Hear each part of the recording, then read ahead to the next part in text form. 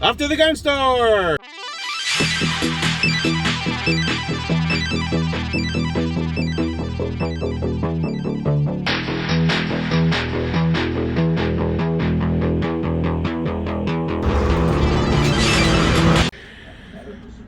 So I think he's on the top, right past the Scorpion. Yeah. I also had a Scorpion. Now, from what I saw in the videos, these started a really high MSRP. What? And then they came, and then they dropped their price, but they also dropped the amount of mags that it came with. Yeah. It comes in a big black case, right? Yes. With 3 mags and a cleaning kit, I think. You mind taking a little video? Yeah, I don't know. Oh wow, that's solid. That's all metal. Yeah. There's no polymer on that. The only thing that I hate is the smooth brace. Yeah. I'm gonna have to pop that out. Now, did they stake this? Oh, they staked it too, which is good for quality control, but it means it's gonna be a bitch to get it off. To put.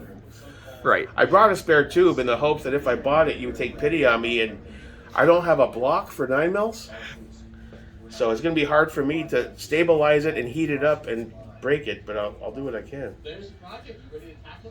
And these are like Magpul flips. Oh, these are like HKs. And they're all metal, huh? It's got last round hold open, right? I'll take it. I want it. You got it. It's gonna scratch that itch. Yeah. All right, let's do it. You got it. Thanks, sir. Absolutely. That's impressive. 1, 2 extra mags, cleaning kit, That is nice, dude. sticker. Don't forget your sticker. That's a nice little touch. A kit. Whew, it's a beautiful day, sun shining. We're now in sunny Bunnell, Florida. Pulled the trigger on it. $749 plus tax. Less than half of what I would have spent on the KP9, and a lot less I would have spent between ammo and mags on the Zastava. It's comfortable, it's solid, the reviews are great, and it'll give me something to take to the range and fill that PCC itch while still being able to buy a shit ton of ammo. Well, not a shit ton, but a good amount of 9 and 223 5.56. All right, so background check is a processing. I think I made a good solid choice. I think it's going to be a good little range toy, little 9mm, fill that niche. You know, as far as the AK platform itself, I'll give that a little time. Eventually I'll try it. But the form factor is great, everything's solid, no polymer anywhere to be found. When I did some background check looking on the company, they've been around for a long time, 140 years, so the reviews I did see, they seem to run solid. And it's AR platform based. I can swap out the trigger, I can put a better charging handle in it, I can throw a B5 grip if I want to. The Colt mags, the mags are like solid metal, dude. So overall, it seems like a good little platform. I think this one was a win. We'll see. Get to the range, throw some lube in it. I'll load up a few mags and we'll get some first shots on it. I gotta de-stake it. Remove that castle nut, pop it in an M4 tube so I can run a brace. Everything is Loctited and staked, so that tells me that their QC is actually probably pretty good. Everything is serialized, tons of parts on there. All the major shit all has serial numbers. You can tell it's not a half-assed, thrown together weapon. So yeah, stoked. All right, we're good to go. Cool. All right, so took the plunge on it. I'm not sure if it was gonna be a win or a dud, but what I could find on these was positive. People were running the piss out of them. I don't know a lot about Sar USA as a brand. I'm aware of them. I know they sell a lot of guns. They're not Gucci by any means, but I don't think they're trash either. I think they're in the probably middle of the pack. I did some basic research on the company. They've been making guns over 140 years. It's a long time. They supply these to their Turkish military. It seemed like a plus. When I held it, it felt solid. All the major parts are all serialized, so that's good. And ultimately, I thought about it. I didn't want to start with a new platform with AKs right away. Still want to figure out AR. This is basically like an AR. Has a few proprietary parts, but for the most part, same platform, same ergonomics. That being said, let's check it out and see what's what. The case they give you is pretty cool. I've spent much more money and got nothing but a cardboard box. Let's see here. The Sar 109T. We'll start the user manual. Pretty thick, full color. That's always a plus. Let's see. Alright, so they didn't look full color photos. Nice. They didn't go chintzy on that.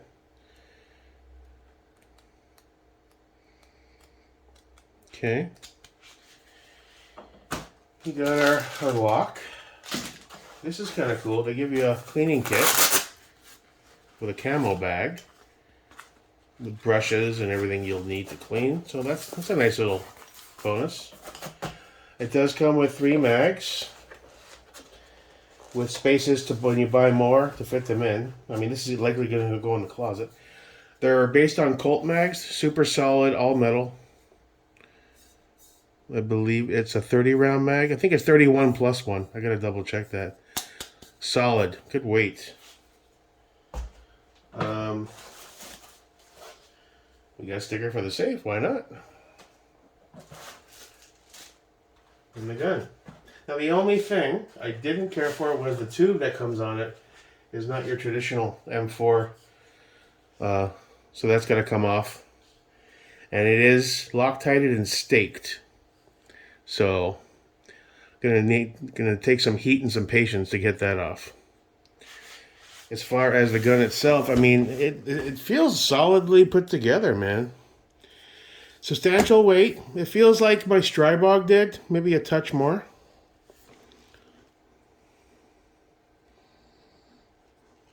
The grip, it's not rubbery, it's polymer based. It has some decent texture and feels comfortable.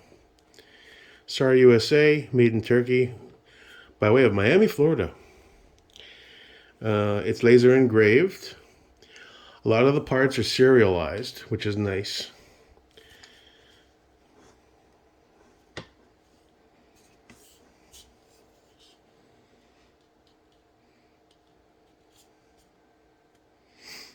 That's coming off because I'll probably put a QD plate on there. The sights are metal based on the HK type.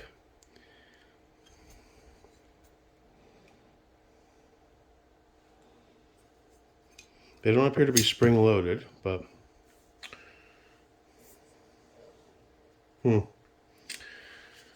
I can't tell if the charging handle is proprietary or not. Doesn't really appear to be. I'll find out in a minute when I throw a Raptor in there and see if it works. Mil-spec safety.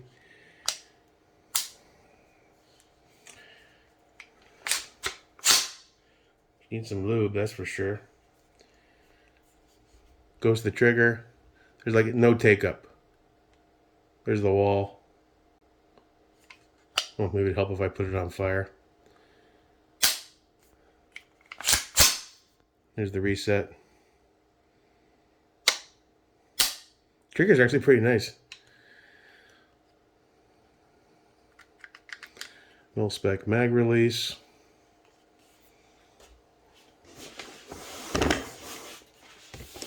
Yeah. It just overall it feels pretty solid.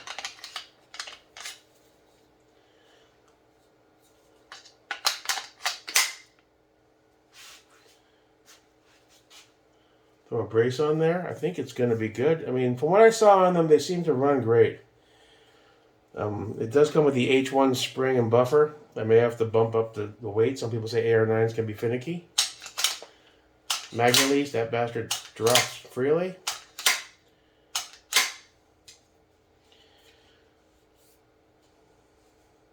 Quad rail feels solid. There's no give. Tolerances seem to be pretty good. That thing's not, there's no play, there's no wobble anywhere. Like I said, a lot of the parts are serialized, which, that's an added expense for them to take the time. From the barrel, the lower, it's all aluminum. The only polymer on this gun is the grip. It doesn't have a storage compartment. I'm curious to see, is it like a standard Phillips or a flathead? If I want to upgrade that. It looks like some sort of Allen key. MKT 129. I don't know what that means. Well, I'll have to look into that. Might be a Turkish thing. I don't know. But there's nothing wrong with this grip. It's fine. I'll just run this. I'm fine with it. It does have last round bolt open.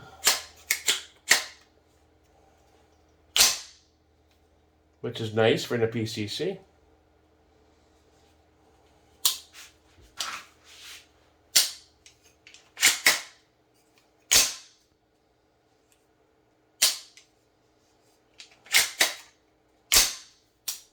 And overall, it feels pretty solid.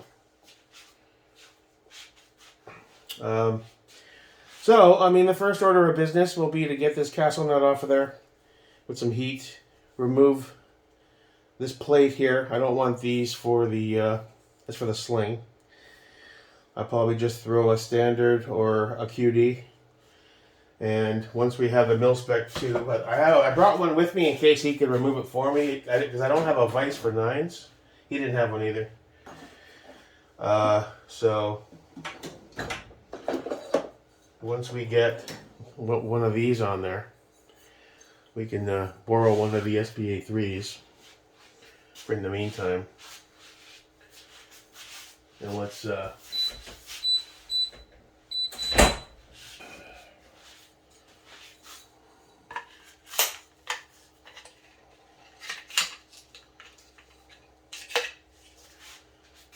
we can throw that bad boy on like that.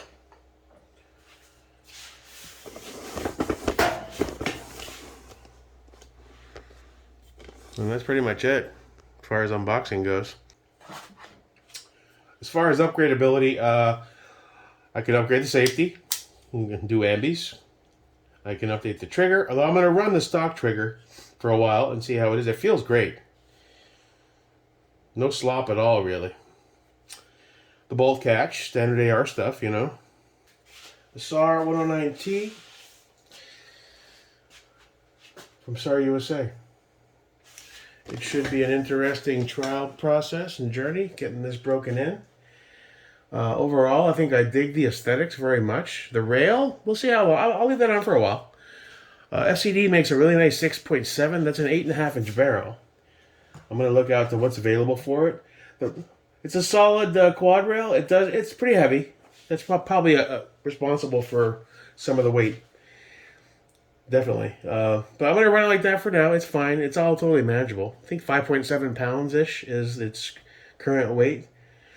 Once I can get that brace on there. The only complaint I have is why they have to use this kind of flat tube. Maybe it's an import thing. I don't know. But once I get this bad boy on there, or one of the other braces, whatever, we'll head down to the range and get some first shots, get it broken in, and see how she does. Overall, the prices on these, I looked online. Classic Firearms is selling these right now for $9.99. I found other places on Gunbroker and a few other websites where they're asking $16.99. I paid $7.49. It came with the 3 mags, the case, the cleaning kit. All in, based on what I've seen, I think it's a win. It allows me to retain a bunch of cash for ammo. The KP9 with all the fixins would have run me $1,700. And again, after holding those yesterday, I kind of changed my mind on the whole time to learn the ergos of the AK thing. I have still so much work to do on the AR platform. So eventually, yeah, we'll give that a shot, but not right away. I think this scratches that itch. I have my PCC. It's AR based, so it's comfortable. From what I've seen, it's going to run. We're going to find out. I got the 2 optics I can run on it, the 515 and the 510. So all that's left to do is get this tube out with some heat. I don't have the benefit of using a vise because I don't have a vise block for 9mm. So I'm going to just apply a bunch of heat and do my best with one of the armorer's wrenches carefully. As far as the staking goes, it's there, but it's not crazy. But it's definitely there. I wonder if I should take one of my small punches and kind of edge that back a little bit before I try to remove this, so I don't cause any damage. From what other people are saying, a lot of things in this are Loctited, which tells me that their QC is paying attention to details. So I'll be careful with it. I'll upgrade the bolt catch, the safeties, eventually probably the trigger. I'll even throw a black FCD Winter on here. Well, why not? We're going to get rid of these. This is a plate that comes off for the sling. I'm going to be rocking the sling on the QD front probably, and the QD on the back of the SB anyway, like I do the rest of the stuff. You know, mag release eventually, maybe. We'll see. There's no priority. I'm going to run it as is, just with the new tube, and get rid of this, use a standard end plate for now. And that's it. So that's about it. I don't have anything else to add. Hopefully it turns out to be a winner. Everything I've seen so far says it's solid as hell. It's on par with some of the, like the Angstad Arms UDP kind of. I think that's the tier that is kind of falling into. I'm seeing these right now for $1,000 on a lot of major sites. I think $749. One guy in the group I joined said he paid $650. That was the lowest price he ever found on these. And the website he referenced to go do it, once tax and shipping is all in, I would have paid about the same anyway. So I saw it. It caught my eye. I did some research. I figured, you know what? This checks all the boxes.